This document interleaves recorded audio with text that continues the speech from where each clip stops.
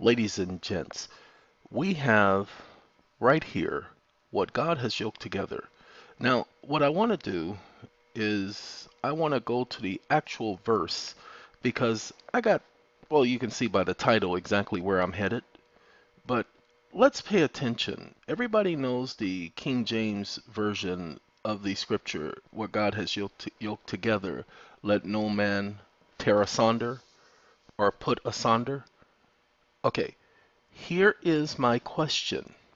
If Jesus, as some people say, is God, and it is Mark 10 verse 9, if Jesus is God, then how in the world could he be so senile?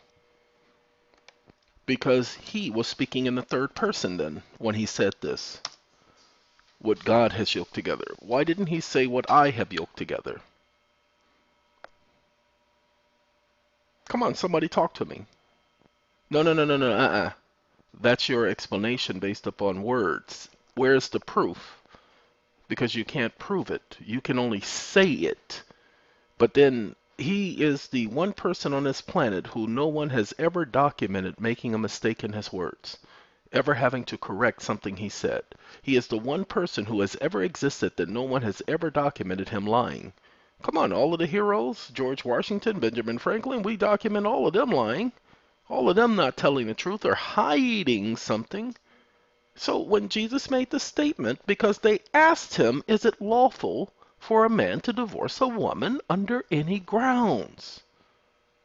They were trying to trap him in his answer, because if he answered incorrectly, he would entail the wrath of the Jews. And then they would label him this, label him that. Okay, so let's go ahead. The Bible Hub is where we want to go. Why? Because that gives us several different versions on the same page, so we don't have to go from one to the other, and no one can say that it's slighted or that I am impartial. But I want to ask this question because it bears answering. If Jesus was God, how come he did not say what I have yoked together? Because he said, referring to the one in the beginning, he said that is why he said, that is why a man is to leave his father and his mother. So why didn't he say that is why I said? When he said you must love your God with all of your heart, your mind, your soul, and your strength, and then you must love your neighbor as yourself, why didn't he say you must love me with your whole mind, heart, soul, and strength? Like I said, there are two things on this planet, in this world, in existence that could never be explained. One is the universe coming together from nothing. No, no, no, no, no, no, from nothing, because you need to pay attention. As Judge Mahoney of the Credit River decision said, only God can create something from nothing. But evolution cannot create something from nothing. Evolution needs something in order for it to get a start. So, two things in existence that can never be explained. How the universe came about from nothing. And when we say evolution, I'm talking about the universe. I'm not talking about things evolving on the planet such as animal life. Because yes, we do know that certain plants, such as beetles and mosquitoes and what do you call those other things? Frogs. Those all go through a form of evolution.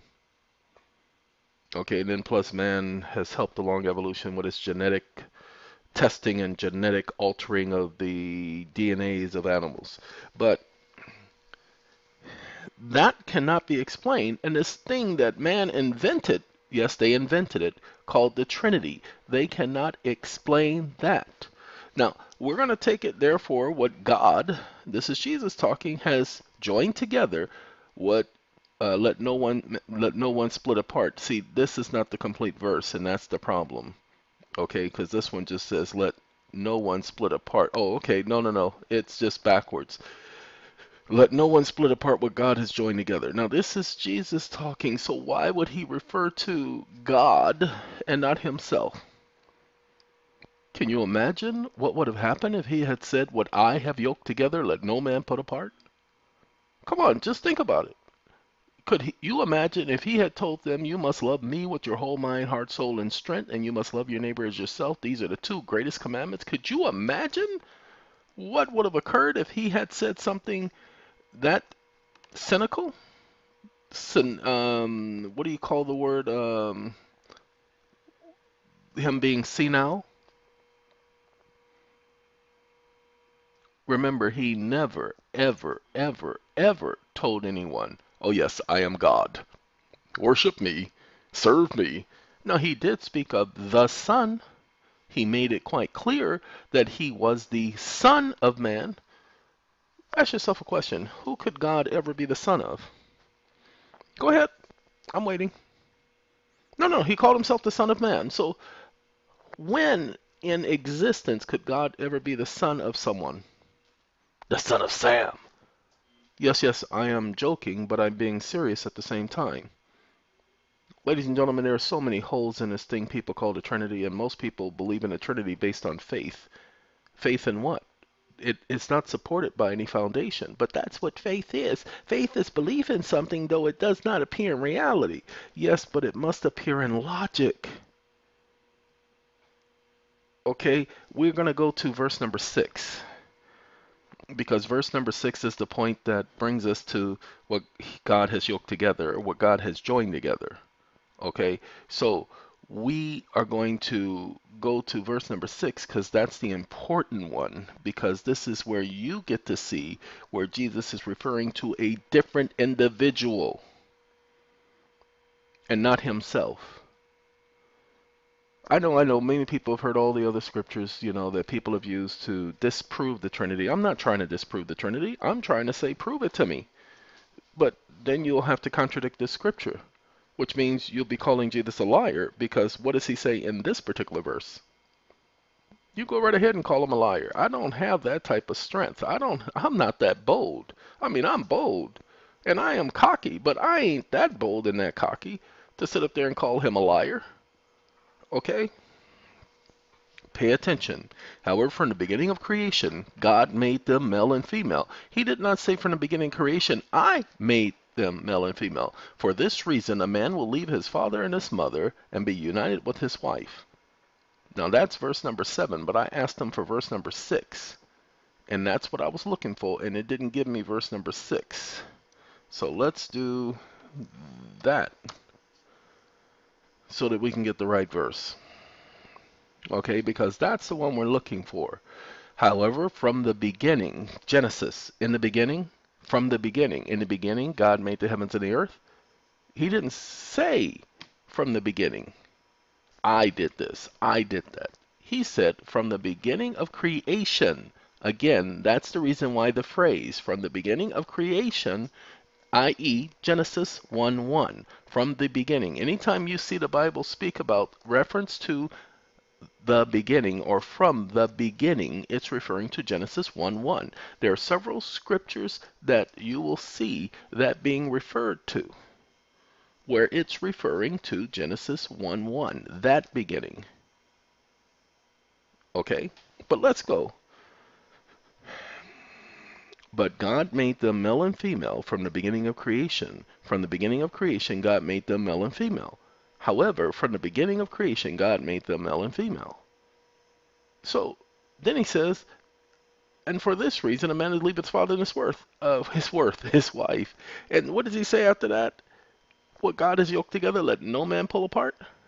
Let no man tear asunder. Okay, there is a reason for that. And no Trinitarian theory, because the Trinity is a theory. Okay, it has no hypothesis. There are no facts supporting the Trinity. There never has been. Go and look up the history of that belief.